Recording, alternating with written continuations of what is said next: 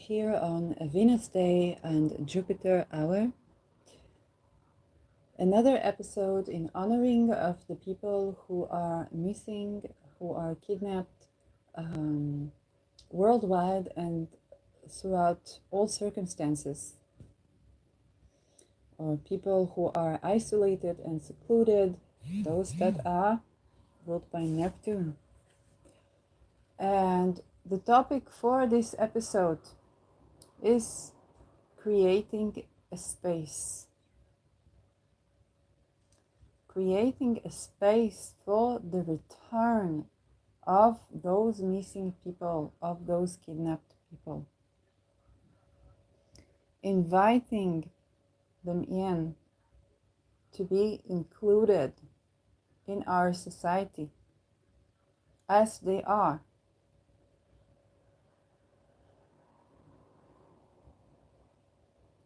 Setting the intention and setting the space to arrange the space that we have so that people are included, so that people can return, to clear the path for the return of the kidnapped and the missing worldwide.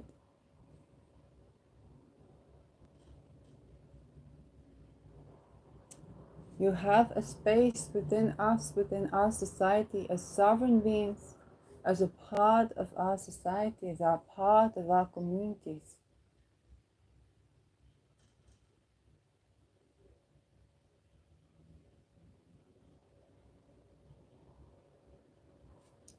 This is emphasizing the importance of creating a space where a person can go in and out freely, can set barefoot on the soil freely, can, if they like, grow their own crops for their own yield freely. People that have had their sovereignty violated in spirit and or in matter, in many cases cannot stand any authority on them, even authorities that we consider usual. It can be school, it can be parenting, it can be a boss, it can be a doctor. All of those people, they have to listen to those who are returning. These people, they have insights. They've been secluded and they have seen the world from a different point of view. Each one of them has insights, realizations, things we might not believe or might think is conspiracy.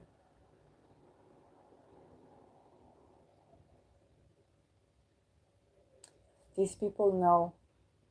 I want to tell you a small story. And this is a story of a veteran person who was in the IDF in Israel. And days before the invasion in 7th of October, he was talking to police people. This person, he was abandoned after his own perils, his own war. He had PTSD, and he turned into drugs because there was no solution for him. But he tried to warn, and there was a photo shoot, him going to a police station, and he tells his story. He says, there is going to be betrayal from within. It's betrayal from within. Please, there's going to be betrayal from within. You don't know what is coming. Please. And he curses, and then he says, no, not you, you are not to blame, the people that give you orders.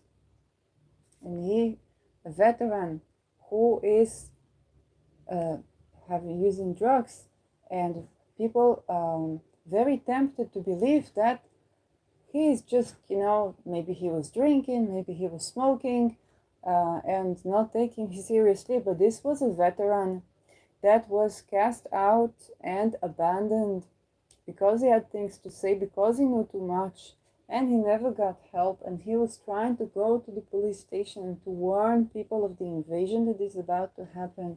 And there is a film of him in Hebrew shouting and please trying to get people to listen. Okay?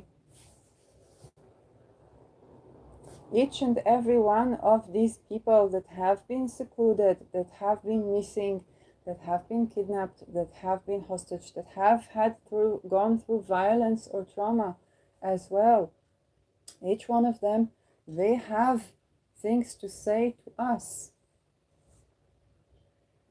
And I'm looking at the book of another veteran who is deceased, is no longer with us, is Jonathan Geffen, and his book is called Good Stuff, Good Stuff. Oh, there it is, with the picture of Golda Meir.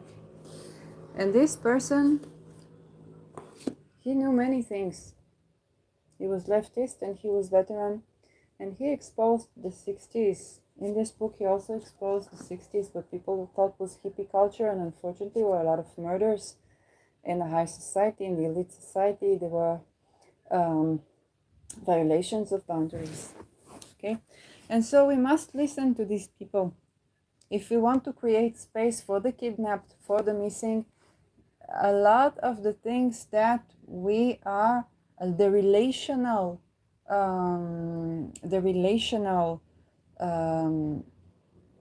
patterns, the things that we hold as true, a lot of them we will have to look at them with a grain of salt so that we can create space for the kidnapped, for the missing, because they have things to say to us. They have insights to say to us. They connect things that we don't connect. They realize things that we don't realize. And what they need is sovereignty. They come to us with messages of sovereignty. Even children.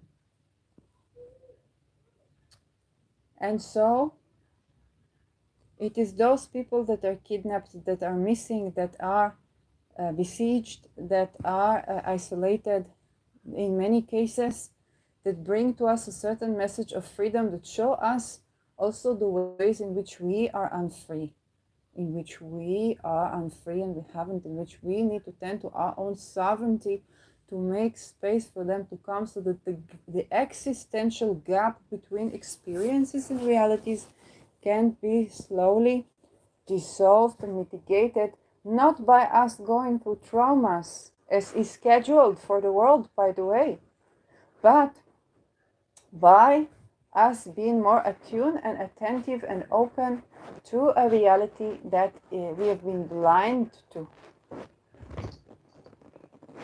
So,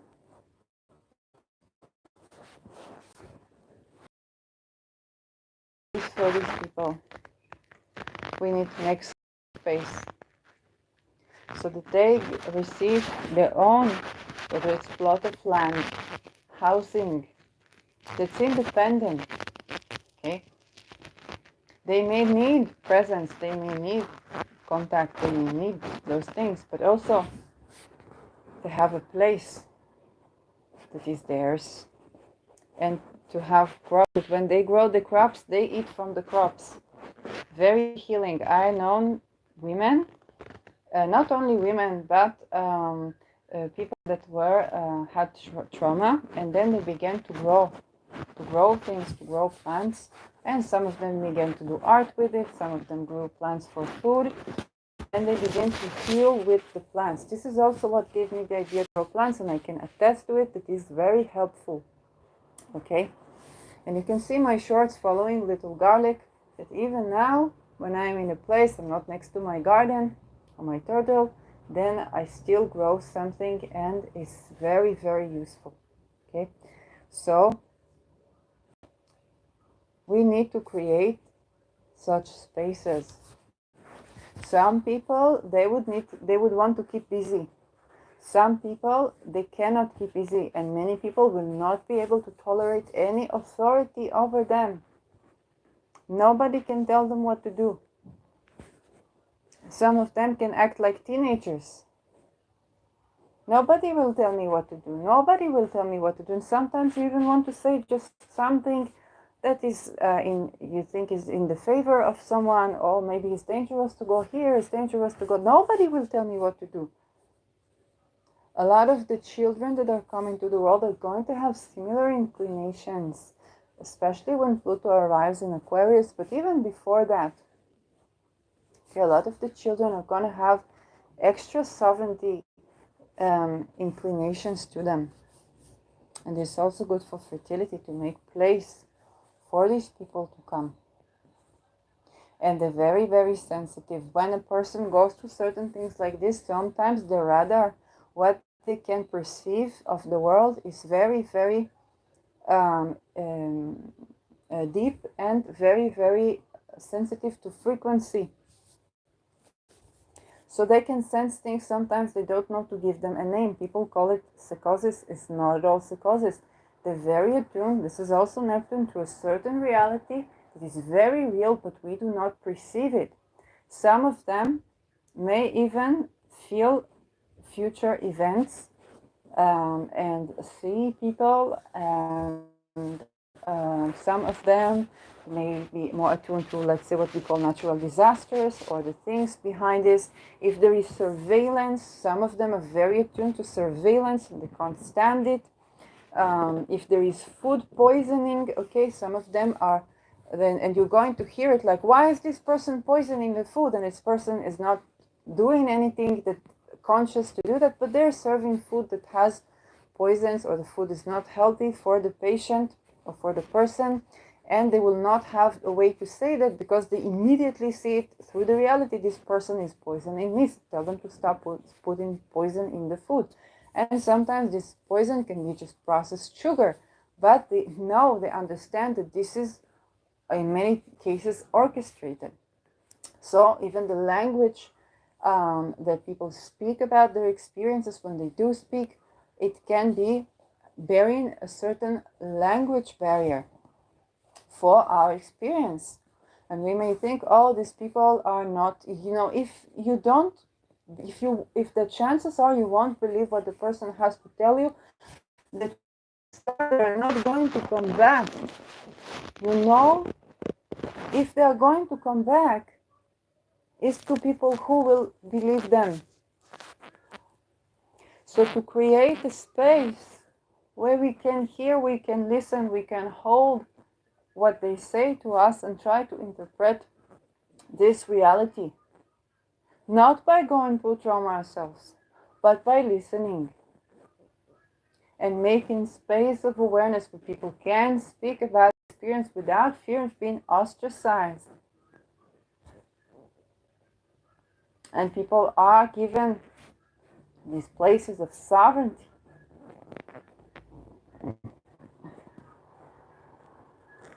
A lot of what people call neurodivergent can be very similar. So we can look at neurodivergent people and begin to think about adjusting our world in this way. Our means of income, completely different. Your schedule cannot be the same as used to be. Your schedule cannot be the same. Labor cannot be the same as used to be. Everything has to change to contain, to make space for these people. And it is a blessing because it means you're going to spend maybe more time with nature, maybe more time playing with the children, maybe listening to people talking about things you did not imagine, maybe seeing the world from another point of view, maybe becoming aware of the many places in which you have been unfree and how to free yourself. It's with the people.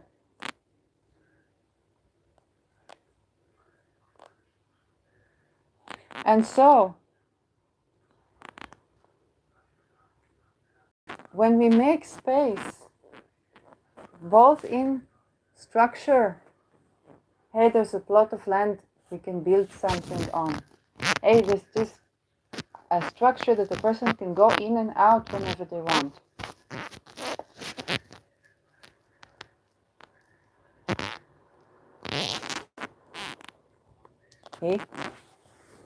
Hey, they are telling us stories that seem unreasonable, but We must hold the space that there's something that they're telling us very real stories, and it's the linguistic gap that we need to close. And sometimes it's not them needing to change the language, it's us needing to understand more things.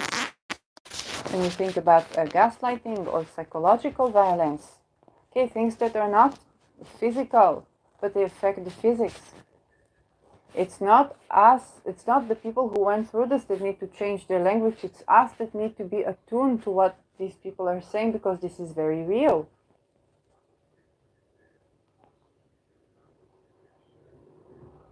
And so when we say we want the loved ones to come back, the children to come back, these missing people to come back, we need to act on making the space for them to come back.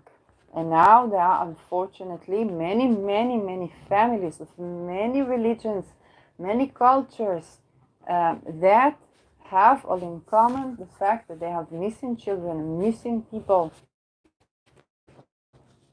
And it's for us, the people, to create structures that are independent of authority, because these people, to come back, they cannot stand authority on them.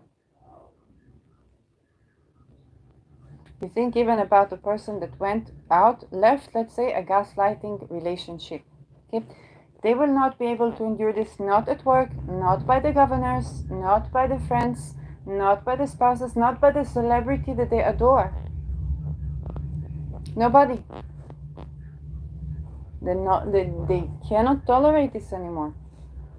They cannot tolerate this anymore. And so you think about the person whose sovereignty has been hurt, they cannot stand anybody to interfere with their sovereignty. They cannot.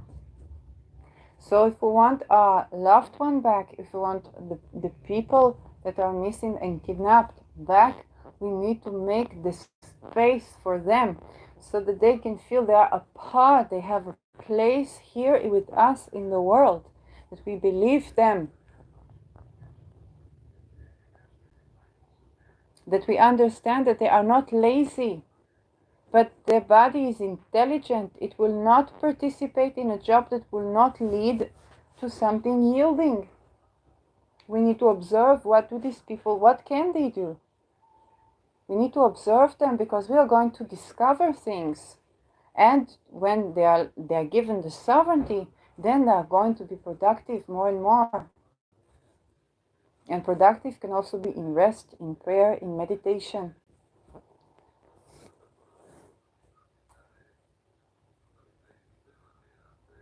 And creativity. And sometimes it means sleep, you know, when you just have a baby born or a puppy.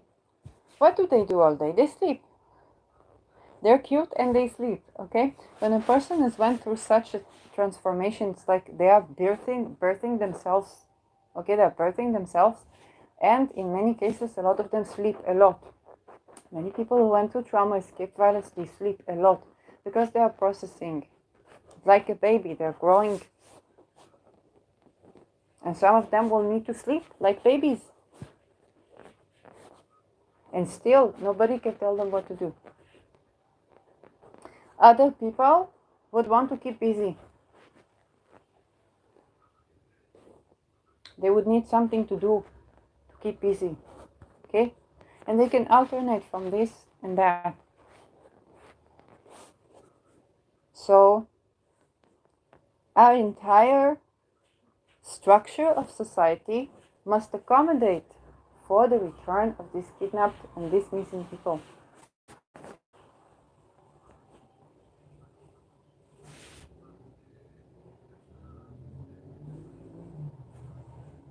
And they bring in a message of freedom that we have yet known, because they show us where we are unfree and where we need to be sovereign. And so when we make the space for them to return, you will see that in many cases, the dissolving of the challenges to bring back those people will occur.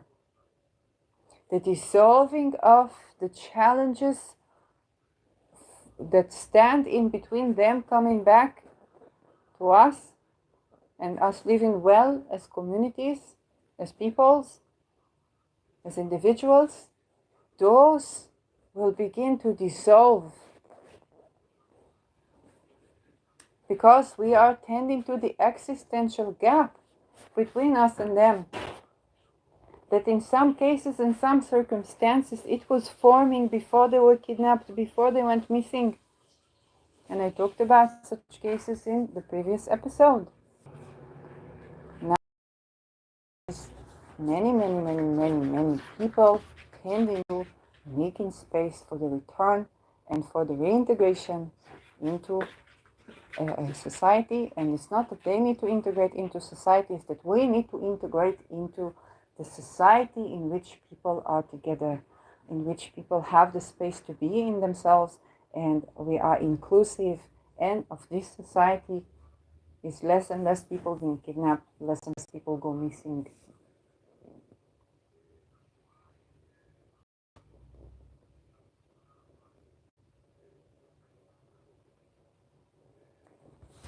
So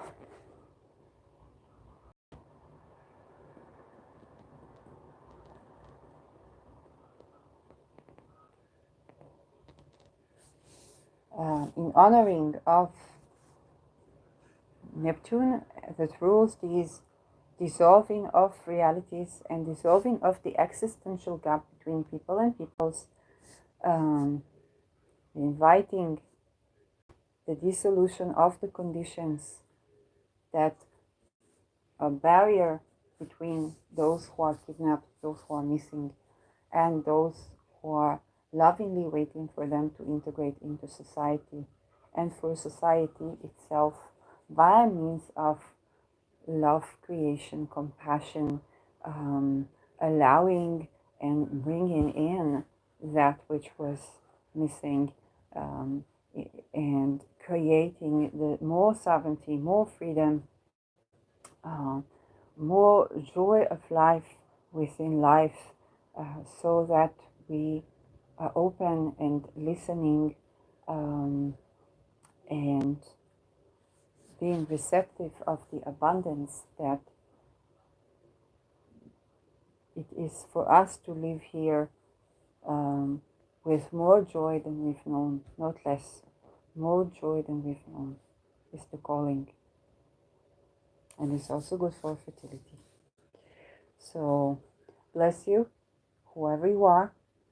And if I have more messages regarding this topic, then I will continue to broadcast, in prayer. May peace be unto you.